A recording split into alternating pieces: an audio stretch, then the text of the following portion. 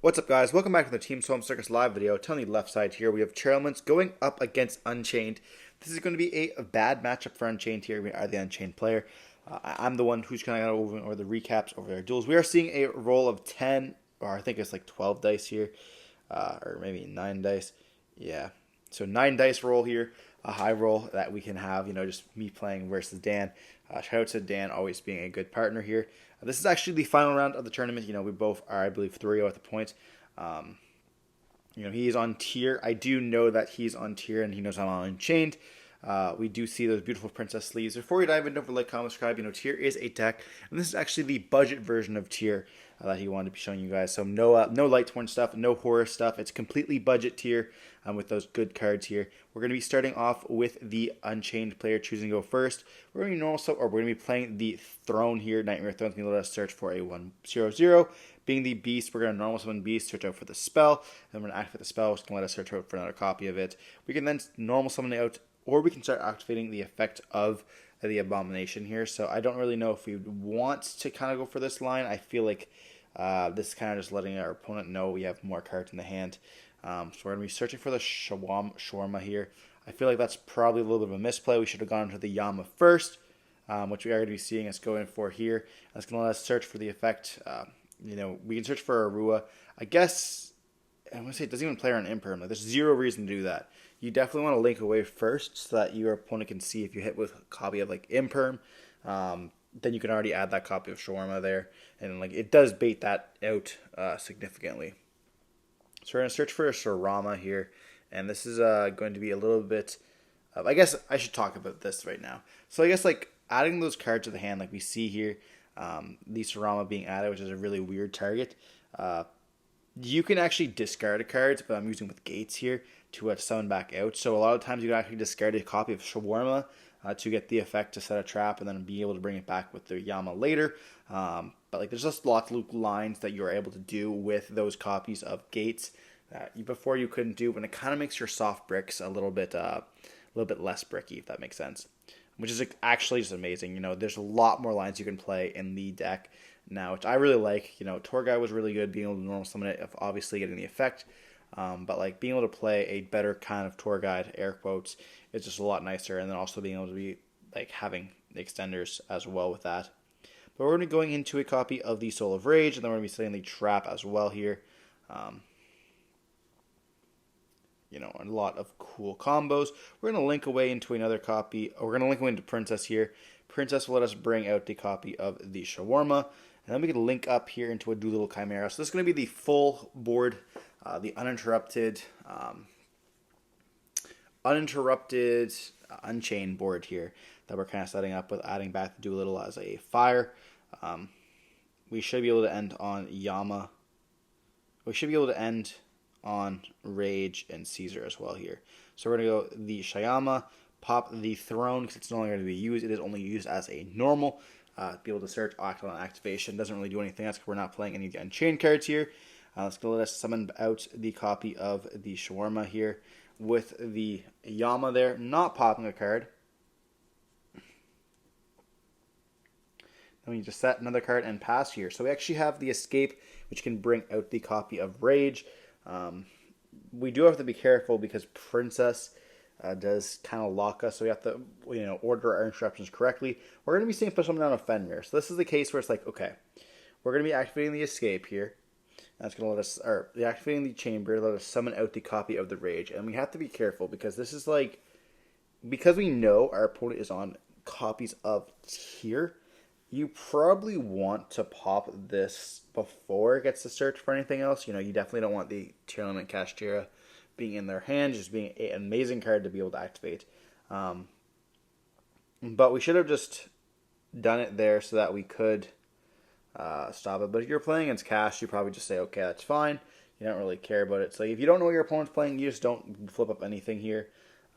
But unfortunately for us anyways, he does have a Droplets to be able to send a copy of Medora, which is absolutely insane because that can it sends for cost. So you send the cards and then he can just chain the Medora there to banish our card or shuffle back in this case. So he's going to be shuffling back our copies of Princess, Rage, and then I think it's I don't even know what the last card is. I think the level 2. Which is all really good targets there. And then we have to summon out because of the effect of Chamber here. So something with the copy of Solemn, which isn't really horrible at all. You know, being able to still summon out a body. And then, of course, we're going to see the Fenrir activate effects. We should have popped here, perhaps, because we know he's on this. But these are just for a Fenrir here, so it doesn't really help us out any bit at all, because we know he has a Tear Cache in the hand when he activates it later. I guess I already played this duel out, so I already know it activates here. But he has a Tear Cache in the hand, or he gets to it. We still have the Caesar, which can detach. It's just going to be negated with the effect of obviously that droplets there, just getting them a door, which is kind of crazy. We're going to see the Tear Cache that we talked about earlier going to activate here, and we definitely chain the Caesar to negate, but you know, it is negated, so it's not going to be able to resolve. But we're going to be getting the effect of the Shawarma, which is the graveyard here, just getting that copy of Fenrir there, kind of letting us have that little extender. We do see them hit a copy of Talents and a Scream, as well as a Solik, or that's a Meta Noise, I believe. You know, not playing, yeah, that's Meta Noise there, okay. Not playing any of the Horus cards means that we do have, or I guess any Lightstone cards, let us have more of those power cards, or more tier cards, in the form of the Meta Noise, and then maybe the Talents, and then of course we saw the droplets there. But we're going to be activating the effect here of the Fenrir on the copy of Sarama. We're activating the effect of the of the Scream. And then we're going to be chaining the copy of Escape, which kind of is unfortunate, but they did target the only Unchained cards that we had on the field. Therefore, we kind of had to deal with that by destroying the copy of the Fenrir. We don't want to destroy the copy of the whatever her name is, the Tearlaments Kashtira, because that will make the mill more cards. And then because the Saran was destroyed, we can actually summon out here. We should have summoned out the copy of the Rakea. That was a misplay on our part. We summoned the Arua instead. You want to summon the copy of Rakea so you can pop the Chimera at any point of time, so that you can add back a copy of Shawarma. Then Shawarma can actually destroy the Rakea to be able to blow up a card at any point. But very, very unfortunate for us that we choose to do it like this. You know, definitely a misplay. We see them be able to play with the copy of the Talents, being able to draw cards. We would have been able to clear the game a little bit quicker, or actually be able to destroy the cards before they see them make a board. Just kind of unfortunate that we chose to play it incorrectly here. Definitely the first time I was playing the deck, just still learning it, of course. And our board has been picked apart, like we see here. It's not very standard that you end up going for this. We do want the Arua in rotation, but it's also not a better draw, but just a good card to have in rotation, especially for the fire, because our chances are going to try to go back into that copy of Princess. We do see them go with the shuffle or summon back here of the Shiren, and they see them add back the Rhino Heart, and they summon. We're going to summon a copy of the Kaleido.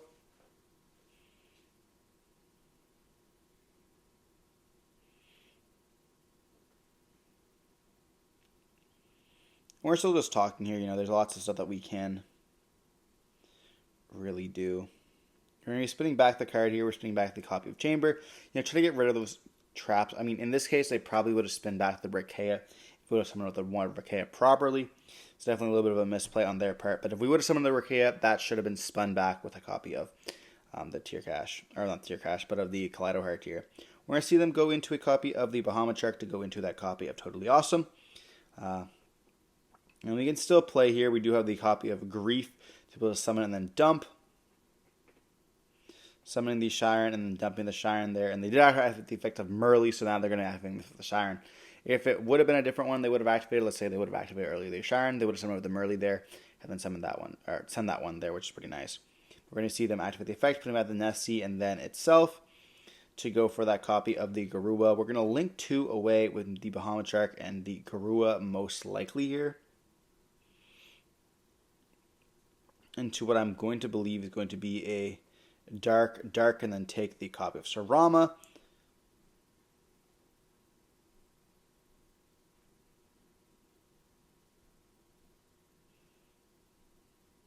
And then we're going to be seeing the Garua draw as well.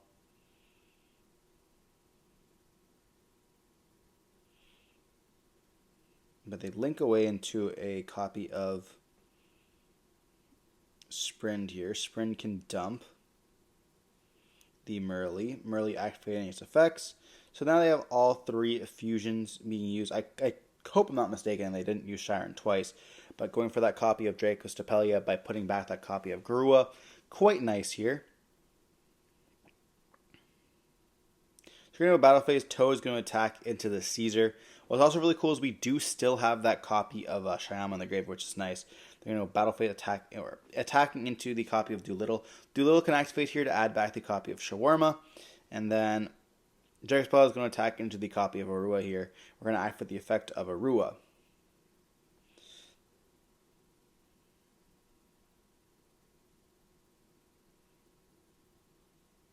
So we're thinking if they want to Toad this.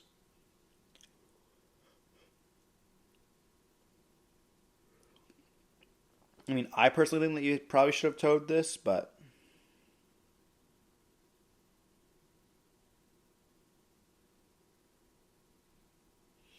so I asked them who declared would attack, and they said that the Toad, the Sprint, and the Kaleido Heart is attacking, which is fine. Doesn't really make a difference. It just really matters what I summon here.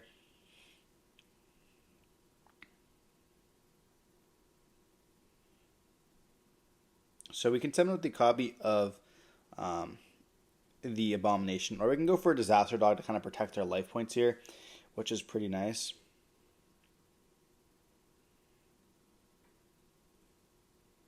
So now we can't kind of like get beat over. We still have a lot of life points left, and we still have the Shyama on the graveyard. So like we have to be careful because Toad does, if it destroys, it then takes. If it doesn't destroy, it can't take. So we kind of can go Shyama effect, destroy the Disaster Dog. If they negate that, it's kind of fine. We just end up burning through that copy of Toad.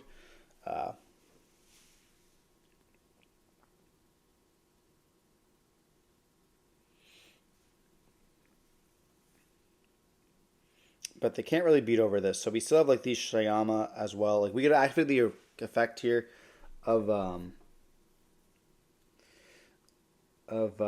the Shawarma if we wanted to in the hand to destroy it during their main phase. It wouldn't really done anything for us because we would change there, hit that with the Toad.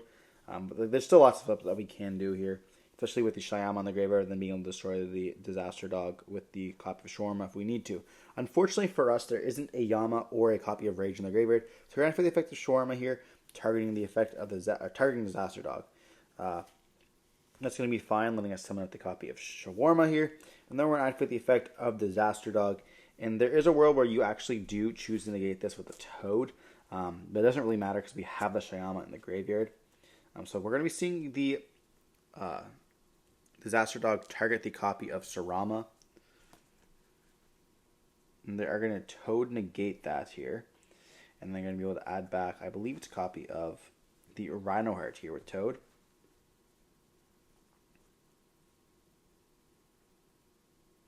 The RC Talent's going to be activating here to attempt to take, and they have a weird choice. Like, do they want to Draco's Tapelia on this, negating the, so they're going to be negating the Shawarma here. This is only so it now is not a level 6. It only matters for, like, some really weird plays where you want to go into something else. But we're going to go into an Anguish instead here. There is a debate where you just don't Draco's Tapelia that. But having it not a level 6 anymore, it can be relevant. We're going to be then seeing the effect of Shyama or Shawarma activate in the graveyard here. Going to let us put a trap onto the field, being most likely a copy of Chamber. We can then activate the Anguish, go into that copy of Rage here with the Draco's Tapelia if we wanted to. We have to kind of find a way to get rid of that copy of Kaleido Heart and then the Tier Cache without letting them send to the graveyard there, because they will be able to trigger. So we can't link away with them, unfortunately, which is kind of problematic for this matchup. If you guys remember, the Unchained was a lot more popular. The Purely as well as the Tier Cache up, which unfortunately were both decks I had to play at this event. Definitely are hard matchups there, but we were able to just take the Purely matchup here. So let's see if we can hit this matchup as well. So it gets a little bit complicated because we have to find weird lines to get rid of these cards. We also are down like a rage in our in our graveyard. So we're going to go Shyama here, destroy the copy of Chamber, summon itself out. Then Chamber's going to activate its effects here, letting us summon out our copy of the Arua. And then we're going to be linking away. That's going to be put to the bottom of the deck. For a copy of Yama here, Yama will be able to add back. And we're going to add back the copy of the Sarama here. We have not normal summon, so we can actually normal summon it out, which is a really nice combo. Being able to reset the trap and blow it up. Essentially just get a nice little recursion piece.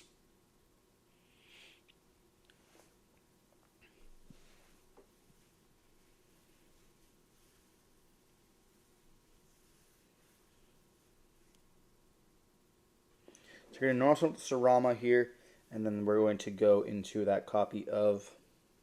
We're going to activate the effect of it, I believe, right? There's a world where we go into... Like, we have lots of lines. Like, it's super weird to how we have the lines. We're going to go Anguish into an SP using their copy of Dracospelia. We will be activating the Dracospelia, or the SP, banishing that copy of Tearcash here. And then I believe the Sarama has more attack than the SP. Maybe not. If it does, weird like a... No, it does not. Okay, it's 15. So we have a weird line here. We're going to be activating the effect of Sarama here to set a card that has not activated when it gets destroyed.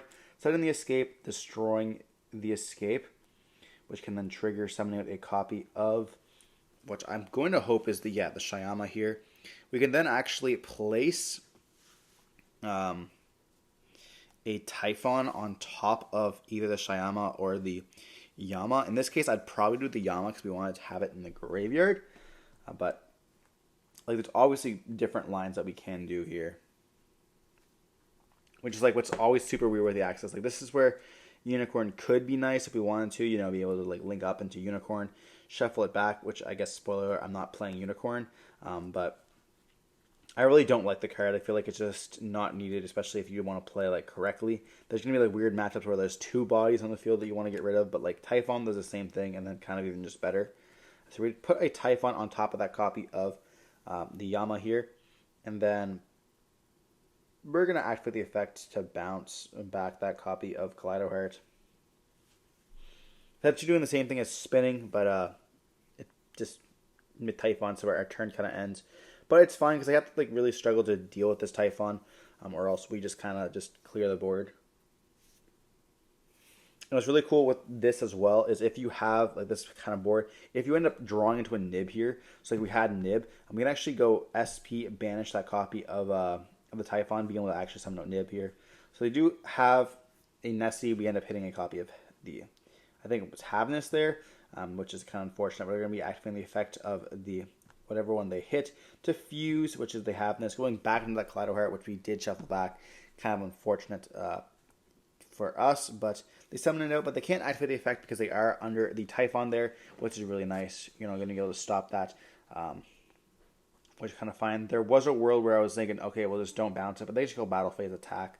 That's like super easy to clear, so we're not trying to survive, we're trying to win right now, which is like, we're already in a winning position, so we might as well just try to focus on that more. They're going to go battle phase now, attacking with the SP, which is fine. They didn't really activate anything that we could have SP'd into. And they do still have the Rhino Heart to normal summon, which they are going to be doing. And then that's going to be able to activate its effects. Going to be able to dump the copy of Sharon, which I already activated the 3. So now they activate the 4 and summon out a bunch of stuff here.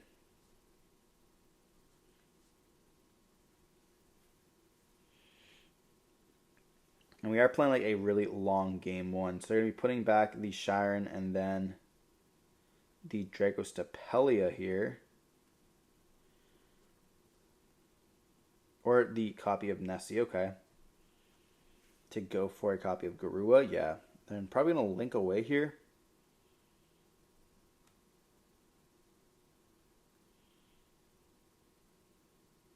Yeah, I'm making way for an SP, trying to get that Garua draw. They really have to draw into something, which they draw into a planet. That's crazy. Planet can activate, let them search for a copy of the Tear Cache here, and they're already onto the races now. They're going to activate the effect of Tear Cache, summon itself out by banishing the copy of the Sullic here, milling, and we hit Havness, and a copy of the Shine, which we already have activated here. So they just have to pass turn on this, and like we do have the deal once again with another copy of the Kaleido Heart, and then the copy of Tear Cache once again. We don't want to let these cards hit the graveyard, so we have to find a way to kind of like deal with them. And we already lost our SP, and we already lost our copy of Typhon here. So we're like, come on, we definitely have something we can do. So we're going to go effect of the Sarama here, set the Disaster Dog, blow up the Disaster Dog, and then we're going to activate the effect here. And they do have the SP, so they can, or IP here, which they're going to go into a copy of a Goddess to chain to that. And then we're going to be blowing it up. And then we're going to be seeing the effect here of the Disaster Dog. They do chain the Underworld Goddess here to negate all the face-up monsters on the field, which does really hurt us because of the copy of Typhon, as well as the Gates, I believe. We summon the Anguish here, and then Anguish can target the copy of the Underworld Goddess to let us use it as material to go for an Abomination. I think that itself is just game. It's 3,000 plus. No, it's not. We're 500 off. Okay. So then go for an Abomination play. Now we need just one more card to summon to essentially get game. We should have done something here, but we can't activate the effect of the Shayama, which is unfortunate. We can go into Yama here.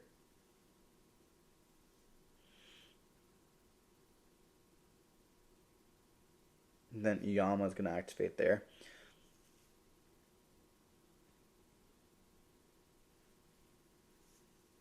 To their search for the Arua. Arua can then destroy the Yama, summon out. Or we just have another set card that we can activate. So we set it, and then we destroy it with the Shayama. That's just going to be game right there. So we're going to be seeing them admit defeat here, knowing that we can get the game. And like it is a grind game against tier, which is very unfortunate. And our combos do take a little bit of time, and we are approaching time extremely quickly. Only about 4 minutes left on the clock, and that is to the quickness. It's probably like 8 minutes if I recall correctly. I think 10, but we do speed this up because definitely have time to think. Even sometimes now, you see the combos go on for a little bit of time. I guess when you get to like higher tournaments, the play time is a little bit more. There's less thinking involved because you already know your lines. But this is just a local, so try to be kind and courteous about the time being spent. Both of us are playing new decks or newer decks that we have played. Dan's played tier for a bit now, but he's really off locals mostly, unless we're top local regionals. He'll think about coming, but other than that, we just play around only a few times. But we're going to be diving on into game 2 here. They are going to be choosing to go first, which is kind of a little bit of a disadvantage for us. All you have to do is see a Nibiru and maybe another hand trap to stop another card. But they're going to be going first here, summoning with a copy of the Fenrir, a very nice opener. They're going to activate the effect, searching for whatever they need here, either being another copy of Fenrir or a copy of the Kashtira. Tearlaments Kashtira here. So we're going to see them search for a copy of Fenrir, and then they summon it in defense, whatever, we don't care. That's going to be fine. And we summon up the copy of Tear Cache, once again having it in the opening hand, banishing that copy. And we do hit the Hollow and 2 Nessies here, being able to mill 2 more cards. We see a Talent and a Droplets as well. So Solemn was going first card is kind of weird, but we do have a normal summon of a Rhino Heart. And having all gas in their hands, but their mills being all bad, kind of interesting to see. We do send a copy of the, I believe that is a Havness. It could be a copy of Sharon. I don't think it really matters here. We're going to see them activate effects. It is the Havness. And we're going to put back the copy of the Nessie. And maybe the Rhino Heart to go for that Kaleido Heart. Or just going for the copy of good old Garua. Which can kind of get into something else. I feel like we're going to be probably linking off of the dark here. Just for the level 2 or IP. And here we should most likely, we have the nib in the hand, so we probably should hit the nib. I'm looking back in retrospect, but they've already normal summoned. They've already used one of their extenders. Like there's no real punish for nibbing on this, but letting them go into the copy of the sprint here is definitely a mistake. And I'm like, okay, well, they're just going to send a copy of Havness, mill with Havness. That's fine. But instead here, they send a copy of Scattershot here, which I did not expect. I thought they cut it from the list, to be honest. But yeah, so we take 500. Very unfortunate. And they do set a card here. We do go Talents at the end of the main. They go effect of Rhino Heart, summon it out here. And then they go also effect of the Talents to draw 2. They could take, but there's nothing really they can do. Like, they can rip the hand. Does not matter for us. We have a really nice hand here. I believe it was Double Throne and then a copy of the Trap. You see my Turbo Shuffle here. They do draw into a Pellerino here. I'm a little stressed about time myself. I don't really want to tie, but we are approaching time. I think they're like down close to like a minute, and we can't really do anything here. Just sitting there with one hand trapped. So they're going to search for a copy of Tear Cash. They have already activated the effect in the hand, so it's not going to do very much. Or they search for the Havness there, so that if they activate anything, they can kind of start milling, maybe play some cards. They're going to set one and then just pass on that as well.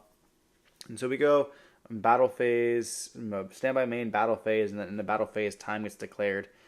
They do have the Solic to negate that copy of Nibiru, which does force them to have the win there. But yeah, we see Talents, Double Throne, Arua, Trap, and then we go like GG's. We should have done Trap, Summon Beast, and Beast will normal summon, search for the spell.